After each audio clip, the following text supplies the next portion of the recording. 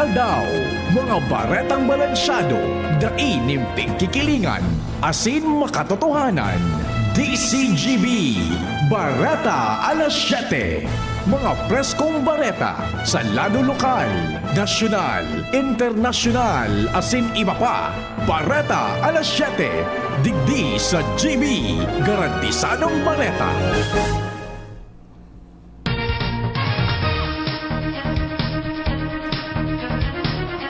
Maray na aga mga tugang uya po.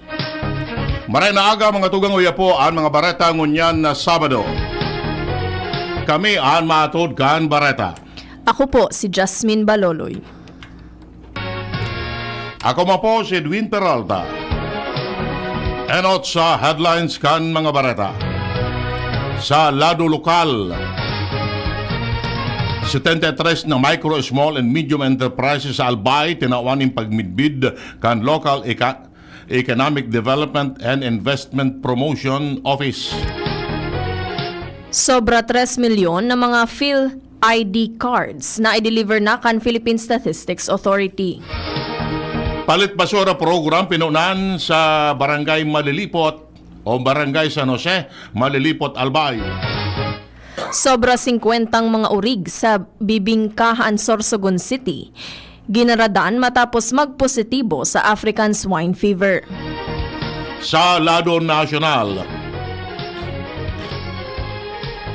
Senador Bato de la Rosa na baldi kay Kerwin Espinosa asin gusto niya ining suntokon sa pandok na inapod niyang otikon.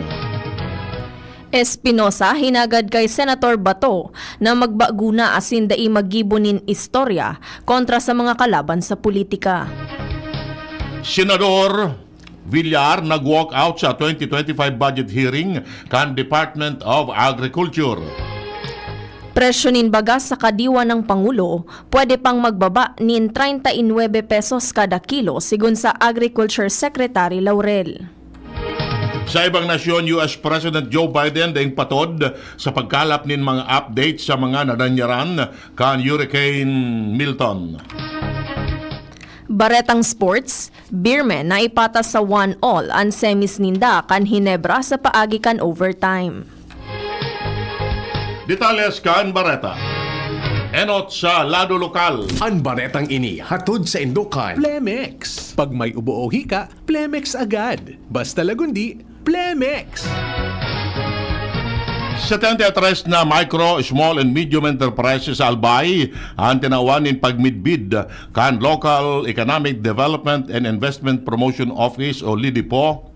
Sa ginibong LIDIPO Business Hour, magnegosyo tayo kanakaaging aldaw sigun kay LIDIPO Head Jamie Florence Ribaya ang aktibidad ginibo para matawan ng pagkakataon ang mga saradit na negosyante sa probinsya na maibida ang sa indang mga produkto, serbisyo, asin eksperyensya sa pagninegosyo na posibleng maging inspirasyon kan mga albayano na may plano man na magkaigwaman ng sariling negosyo. Sinabi ni Ribaya na inot naman indang sindang nag-organisar ng sarong trade fair asin business magazine ka na gusto kung saan ibinida man digdi ang mga istorya kan kada MSMEs sa Albay. Ang baretang ini hatod sa Indokan, Mega One. Ang Mega One ay may 21 sangkap para matulungan ka sa iba't ibang karamdaman tulad ng diabetes, high blood, stroke, arthritis, kidney failure, cancer, viruses, at iba pa. Tumawag kay Doc Joy Bitito sa 0998-975-8121 or 0917-853-8933.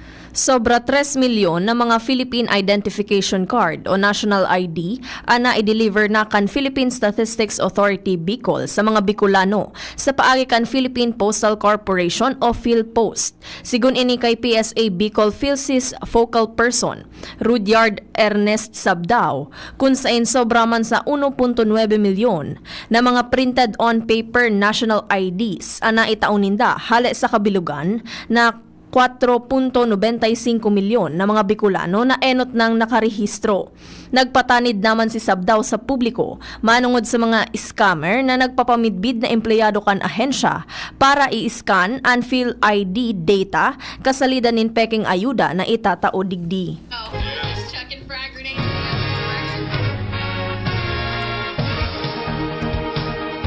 Ipinahayag ang Civil Service Commission Bicol ang kalendaryo kan mga eksaminasyon para sa masunod na taon. Sigun sa inda, kay banan digdi ang Career Service Examination for Foreign Service Officer Examination sa Enero 26, 2025, Career Service Examination Professional and Subprofessional level sa Marso 2, Basic Competency on Local Treasury Examination sa Hunyo 1, asin Career Service Examination Professional and Subprofessional level sa Agosto 10 kan masunod na taon. Katakot kini inabisuan kan Civil Service Commission ang mga Bicolanong interesado na magkuakan eksaminasyon na antabayan ang mga anunsyo na ipapalos ninda mananungod sa petsa kan pag-apply asin pagproseso kan mga dokumentos sa mga opisina kan CSC sa Kabicolan. Sobra sa 196,000 pesos na kantidad nin illegal na droga ana kumpiskar kan mga personahes kan Police Regional Office 5 sa ikanasang magkakasiblag na operasyon poon kan Oktubre 5 sa Kud 9, 2024. Sigun sa komandansya, nadakop sa Camarines Sur, sinda alias Ads asin Iko, kung sa inako sa inda ang 6.17 gramo nin shabu na minakantidad na sobra sa 41,000 pesos. Sunod na nadakop sa parehong probinsya si alias Dud Barent o 23 anyos. Asinako sa iya ang sobra sa 4,000 pesos na kantidad nin illegal na droga. Sa probinsya naman kan Albay, nadakop ang sarong high value target na si alias Brad. Asinako sa iya ang sobra sa 2.8 gramo nin shabu na may kantidad na sobra sa 19,000 pesos. Tagdag naman sa Camarines Norte, si alias Ada matapos magpabakal nin 6 na gramong shabu na may street value na 40,800 pesos. Himas rehas naman ngunyan si alias Letlet sa Masbate dahil nakuha sa iyang posisyon ang 8 gramo nin shabu na may kantidad na 54,000 pesos. Ang mga nadakop na mga sospek nahahampang sa kasong pagbayular sa Republic Act 9165 o Comprehensive Dangerous Act of 2002. 14 establishmento de negosyo Tabaco City ang binisita kan mga tauhan kan Social Security System Tabaco. Katakot kan sa indang Run Against Contribution Evaders o RACE campaign. Sigun kay SSS Tabaco Head Susana Malubag, katrayuan kanina tawan ni notisya ang mga delinquenting employer na kay puanindang iparestro ang senda mga empleyado asin magbayad din bulanan na kontribusyon. Sinabi ni Malubag ang mga mapalyar na magbayad din kontribusyon sa sangatan nin kaso kan sa indang legal department kay bana sa mga binisita kan SSS and food chain, mga tindahan nin bado, asin fire extinguisher, general merchandise asin iba pa. Sobra sa 50 mga urig sa sitio Madanan, Barangay Bibingkahan, Sorsogon City, ang ginadaan matapos na magpositibo sa African Swine Fever. Sigun kay Sorsogon City Veterinarian Dr. Alexander Tura, Oktubre 1 asin Oktubre 3 kan mairehistro ang pagagadan kan mga urig sa lugar kun kaya tulos sindang nagpadaranin mga blood samples sa Regional Animal Disease Diagnostic Laboratory kan Department of Agriculture para sa konfirmasyon. Sa resulta na ipinaluwas kan Oktubre 7, positibo ini sa virus kun kaya tulos na pig-depopulate ang 30 mga urig asin dugang na 20 urig na hali sa 500 meter radius hali sa nairehistrong kaso. Sa ngunyan, padagos ang pinagigibong mga lakdang kan ahensya para maibitaran ang paglakop kan virus sa syudad magin sa kataraning na munisipyo. Pinuuna kan Barangay San Jose Malilipot, Albay, ang palit basura program na may temang Transform Trash into Goods with your recyclables sa Barangay San Jose kan nasabing banwaan. Ang programa Ansaro sa mga inisyatibo kan Environment and Natural Resources Office kan Albay, katuwang an barangay. Katuyuan kaning maibusol ang tamang pagsegregar nin mga basura asin mapromotir ang pagresiklo sa komunidad. Sa paagi kan programa, ang kada kilo kan mga recyclable items may katumbas na puntos para may salida nin grocery items asin mga nakokolektang recyclable items babakalon kan junk shop. Naglalaw man opisina asin barangay na magiging ehemplo sinda sa iba pang barangay para magkaigwanin siring na inisyatibo para sa environmental sustainability sa Albay. Deklarado ng salbado sa impluensya kan communist terrorist group ang bilog na probinsya kan Catanduanes. Ini ang naging resulta kan ginibong Joint Peace and Security Coordinating Center meeting kan mga personahes hali sa Catanduanes Police Provincial Office, Philippine Army asin Philippine Coast Guard ka nakalihis na haldaw. Sigun kay Catanduanes PPO Provincial Director, Police Colonel Edward Quijano, napaghurunan digdi ang manungod sa eksistidong patakot sa mga sitwasyon sa probinsya, partikular na ang presensya kan communist terrorist groups, magin ang mga aktibidad sa kadagatan. Sinabi ni Quijano, highlight kan pagtiripon, ang pagpirma kan sarong joint resolution para sa nasabing deklarasyon na dakulang tabang sa pagpromoter sa pagrambong kan ekonomiya, political stability asin pagkasararo sa komunidad para masiguro ang kaligtasan asin seguridad kan mga katandunganon. Iyan ang pranarong kaptang kan mga barata.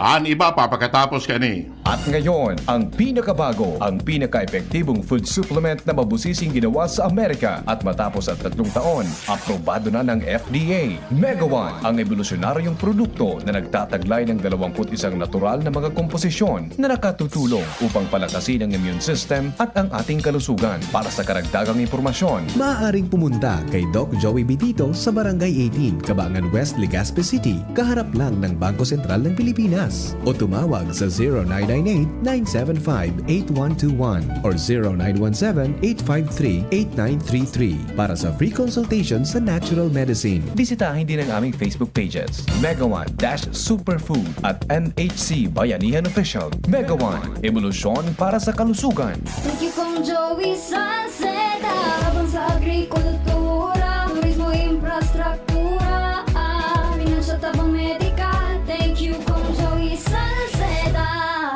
buhay natin mas sumasaya pag si Joey ang kaiba, daig natin ang pangangamba.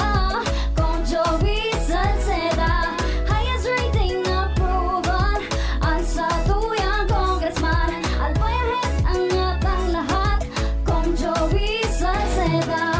Albay ahead angat lahat, oh. Albay ahead angat lahat, oh. Kong Joey Salceda. Ubo, plemang nakabara, hirap sa paghinga. Dapat may dalang ginhawa. Kaya lagi kong bitbit, Plemex Forte Capsule. Ang Plemex Forte Capsule ay gawa sa halamang lagundi. Ginhawa sa ubo at hika. Magaan dalhin, madaling inumin. Plemex Forte Capsule. Basta lagundi, Plemex. Vitex Lagundo L is the generic name of Plemex Forte. If symptoms persist, consult your doctor. Tanggal ang plema, tigil ang ubo. Maluwag ang paghinga sa Plemex Forte. Basta lagundi, Plemex! Ang Plemex Forte Lagundi Capsule ay mabibili sa pangunahing butika o drugstore na malapit sa inyo. Angat ang lahat, aprobado na yan. Sa pag-uswag kita, mag-iribahan. Makatao, makadiyos, matinabang. Yan si Giselle Salceda, mga tugang. Sa tong malalauman sa pagserbisyo. Programang salutasin pang turismo. Programa kang test, asin mga ayuda. Infrastruktura, tabang sa paraoma. Estudyante para sigat ay mahugudyan. Mga senior citizens siya masasarigan. Makusog na boses kang kabataan. Si Giselle Salceda, kami nagtatabang. Siya ang leader na kaibuhan ta. Handang magsilbi malalauman pa. Giselle Salceda, kaibahan ta. Angat ang lahat ng kahiman. Angat ang lahat ng bayan. Serbisyong Giselle Salceda ang kailangan. Camille Pratsiambao po. Yan sila Nala at Nolan. Nagkakatuwaan. Mami, wala na ko ubo. Good! And what did Mommy give you? Plemex for kids. Para sa ubo ng mga anak ko, Plemex for Kids. Gawa sa natural na halamang lagundi. Tinutunaw at pinalalabas ang plema. Ginhawa sa aming pamilya. Plemex for Kids. Authority Plemex. Vitex Segundo L is the generic name of Plemex for kids. If symptoms persist, consult your doctor. Mamis, agapan agad ang ubo at plemang nakabara. Pambatang lagundi, Plemex! Kapag nagkakaedad na, mas importante ang proper lifestyle. Jogging tayo pa! Sige nak! Maliwanag ang benepisyo ng tamang pagkain at ehersisyo. Kasama pa ang pag-inom ng Optin. May nutrients ng lutein, vitamin C, E at zinc. Parte na ng aking daily regimen. Ganda talaga ng view dito pa. Kitang-kita. Mahalagang paalala, ang Optin ay hindi gamot at hindi dapat gamitin panggamot sa anumang uri ng sakit. Labanan ang maagang panlalabo ng paningin sa tulong ng Optin. Kitang-kita ang kalusugan. Mabibili sa mga leading drugstores nationwide. Adrian Salceda, Adrian Salceda.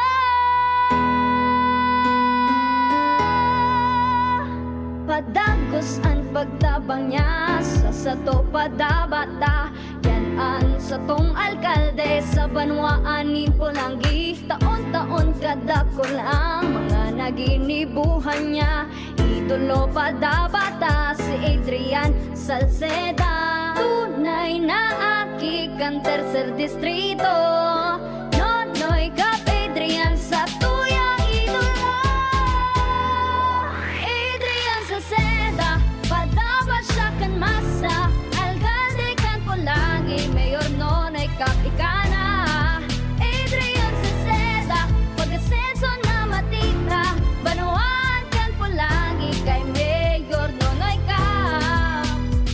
Sa selebrasyon kan ika-66 na taon na anibersaryo kan PBN DZGB as in Legazpi Port District Fiesta, maugmanyamo na ihahatod sa Indo ang Earth Forum and Expo Year 3. Earth Forum and Expo Year 3 may tema Integrating Sustainable Practices for a Resilient Future, Bridging Agriculture, Environment, Health, and Tourism. Sa Earth Forum and Expo Year 3, masentro ano rolay sa Earth na ang gustong sabihon E. Environment, A. Agriculture, R. Resiliency, T. Tourism, as in H. Health. Inigigibuhon sa Ayala Malls, Legazpi poon Oktubre 17 hanggang Oktubre 20, 2024. Iniimbitaran ang gabos na magpartisipar sa paagi ng pagbisita sa Ayala Malls, as in maghinanyog sa Radyo DZGB, DCGB Facebook page, DCGB Live App, as in YouTube channel, and DZGB Earth Forum and Expo Year 3. Hatod sa Indo kan mga binasunod na sponsors. Provincial Government of Albay, headed by Governor Edsel Rex Lagman. Department of Agriculture,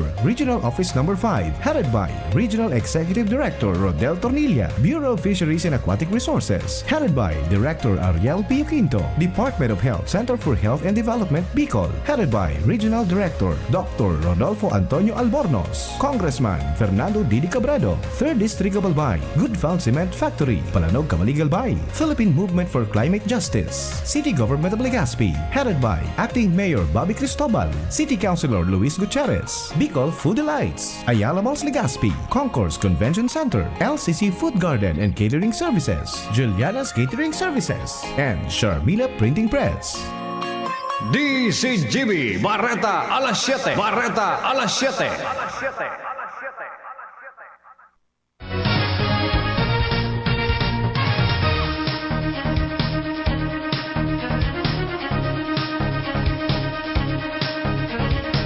Detalles kan Bareta sa Lado Nacional. Dagitin marahay asin gusto pang suntokon ni Senador Bato de la Rosa si Kerwin Espinosa matapos siyang ituro kay ni na nasa likod kan pang-iipit sa iya para iduon si dating Senador Laila de Lima asin ang negosyanteng si Peter Lim sa illegal drug trade. Sinabi ni de la Rosa na otikon si Espinosa asin kung mahiling niya ini talagang susuntokon niya ini sa pandok. Sigun kay de la Rosa, dating PNP chief kan panahon kan administrasyon ni Presidente Rodrigo Duterte, nasarong best nyaman sa nang nakauron si Espinosa, nasarong self-confessed drug lord kan dumanan niya ini sa kulungan para poton an mananangod kay Colonel Juvie Espinido an hepe kan pulisya sa Albuera Leyte kung saan nag-ooperate ang grupo ni Espinosa. Hinagad ni Kerwin Espinosa kay Senator Ronald Bato de la Rosa na magbaguna asin dai magibunin mga istorya kontra sa mga bako kaini kaalyado. An bagay na ini ang sinabi ni Espinosa sa pagdangog kan Quad Committee kan Kamara de Representantes kasuhapon. Sigun kay Espinosa, pinirit siya ni De La Rosa para iimbuelto si dating Senator Laila de Lima sa pagpabakal nin illegal na droga. Ang pahayag ni Espinosa, ang ginamit para makulong si De Lima. Si De Lima na absuelto sa gabos na drug case na isinangat kontra sa iya durante kan Administrasyong Duterte. Doang propestong lakdang an isinumitir kan mga leaders kan Quad Committee bago magpoon ang pagdangog kan Committee kasudma. Isinumitir kan mga kongresista ang House Bill number 10986 o Anti-Extrajudicial Killing Act na ibinusol ni Senior Deputy Speaker Aurelio Gonzales, Deputy Speaker J.J. Suarez, Congressman Robert H. Barbers, Bienvenido Abante, Dan Fernandez asin Stephen Paduano. Ang nasabing propesto resulta kan findings asin rekomendasyon kan Quadcom na nag-iimbestigar sa extrajudicial killing in aid of legislation. Sa lindong kani an ECJ o kaya extrajudicial killing i-klasifikar bilang heinous crime asin ang mga convicted maampang nin magabat na padusa mientras na ang mga state agents na guilty sa extrajudicial killing maampang sa habang buhay na pagkakapreso. Nakapalaman digdi ang pamilya na biktima kan extrajudicial killing magkakaresibin in tabang hali sa gobyerno. Ang propestong Anti-Offshore Gaming Operation Act na may objeto na institutionalize ang total ban kan Pogo sa nasyon dahil sa connection kani sa iba-ibang criminal activities asin patakot man sa national security. Pinag-unambitan kan mga kongresista ang delikadong marahay na aktibidad may kinaraman sa Pogo. Pinag-unambitan ang nasabing unlimitadong economic benefits kan Pogo. Ang mga mabayular sa nasabing lakdang papatawan ni mas magabat na penalidad asin makukulong nin 4 sa 10 taon. Siringman multang 10 milyones pesos. Ang mga dayuan empleyado kan Pogo maampang nintulos na deportation. Base sa direktiba ni Presidente Bongbong Marcos, dapat na mapasarado ang mga pugo bago magtapos ang presenteng taon. Naglalaom si Department of Agriculture o DA Secretary Francisco Chu Laurel Jr. na maabot pa sa presyong 39 pesos ang kada kilo nin bagas sa mga kadiwa ng Pangulo na nasa man iba-ibang mga lugar sa nasyon. Ini ang ipinahayag ni Secretary Laurel kasunod kan padagos na espuersos kan gobyerno para maghatod nin baratong presyo nin mga produktong agrikultura sa namamanwa ang Pilipino. Sa pag-arangkada kan 43 pesos na presyo nin bagas para sa Rice for All program sa Mandaluyong City. Sinabi ni Laurel na mangyayari ini sa oras na magkusog ang trokis kan piso kontra dolyar.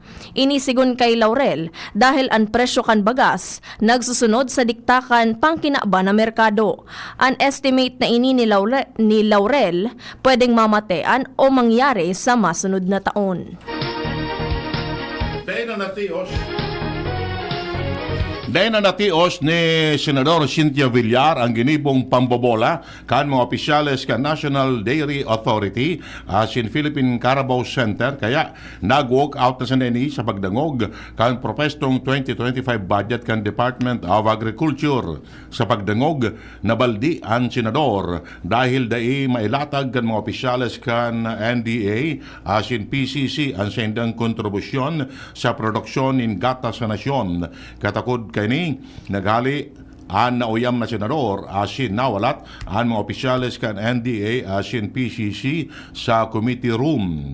Bago ini, sinabi ni Villar na 1% siya na ang milk production sa nasyon kan 2019 asin naglangkaw man ini ni 5% simbagma ni NDA Administrator Marcos Antonio Andaya na 1.5% na sa ngunyan ang kontribusyon ninda sa overall daily production sa nasyon asin hindi niya aram kon sa inhali ang 5%. Hinapot man ni Villar si PCC Administrative Financial and Management Division Chief Jaime Fulgencio, may kinaraman sa kontribusyon kan sa opisina alaga da makasimbag sa apot kan senador. Nagkaparang minuto matapos mag-walk out, nagbalik si Villar sa committee room asin nagpaliwanag kung natatasya na dagit sa performance asin datos kan duwang opisina. Ibinulgar ni dating Philippines Charity Sweepstakes Office o PCSO General Manager Royina Garma na hinagad sa iya ni dating Presidente Rodrigo Duterte na maghanap nin sarong opisyal kan Philippine National Police o operatiba na may kakayahan na ipautob ang war on drugs on a national scale. Sa sarong affidavit na binasa niya sa pagpapadagos kan pagdangog kan House Squad Committee kasuudma, sinabi ni Garma na ipinaaram niya kay Duterte na wala siyang aram na individual na may nasabing kwalifikasyon dahil dai pa siya naidestino sa luwas kan Davao. Nagirumduman niya ang upper class niyang si Edilberto Leonardo na may pugol sa Criminal Investigation and Detection Group. Asin binanggit niya ang pangaran kaini kay Duterte. Sa aldaw na ito sarong individual na may pangaran na Muking ang nagkontak sa iya para hagadon ang contact details ni Leonardo na itao man sa iya.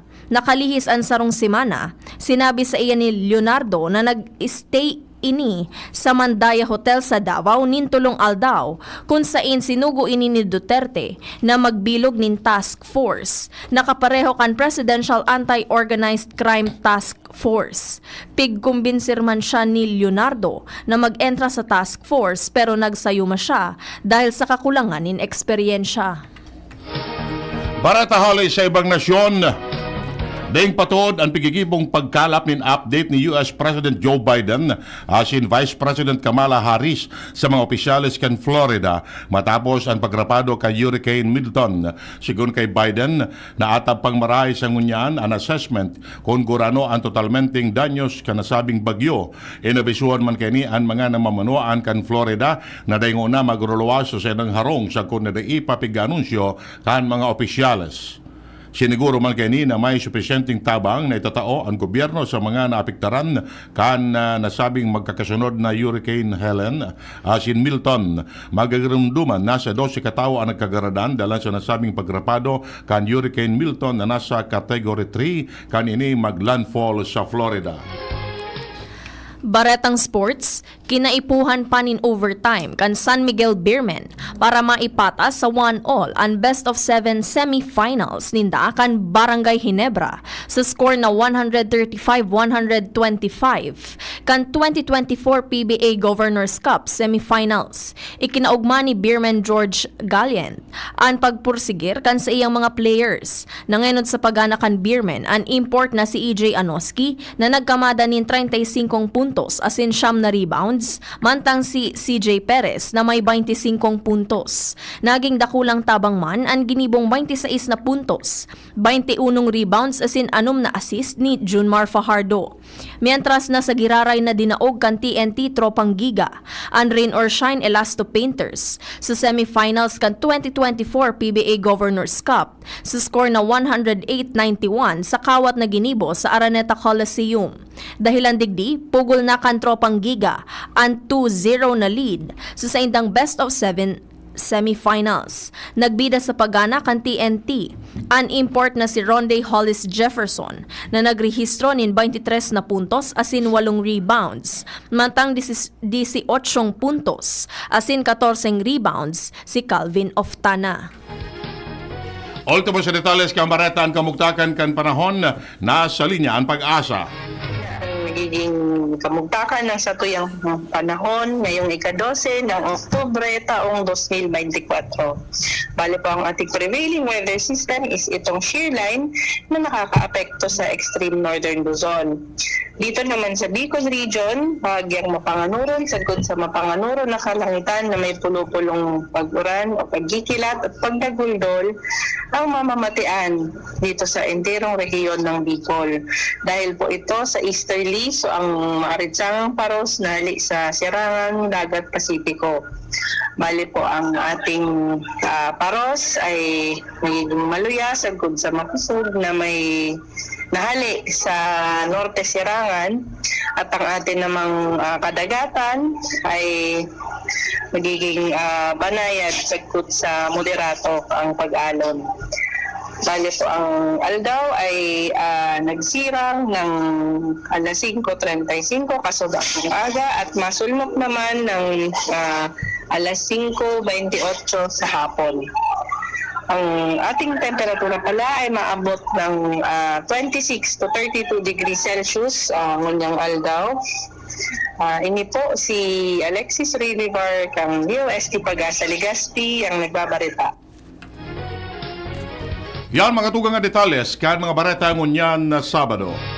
Sa pangarang kan mga pag-iriba, Mardila, Angel Mostasa, June Napolis Salado Technical asin Pag-asa. Kami ang nagatud kan bareta. Ako po si Jasmine Baloloy. Ako ma po si Edwin Taral na nagsasabing salamat kasi no pagantabay. Masunod na si Mr. M. Yan ang DCGB Bareta alas 7. Abangan giraray sa aga. An hapon. Masunod na pagkalipas lang kaini.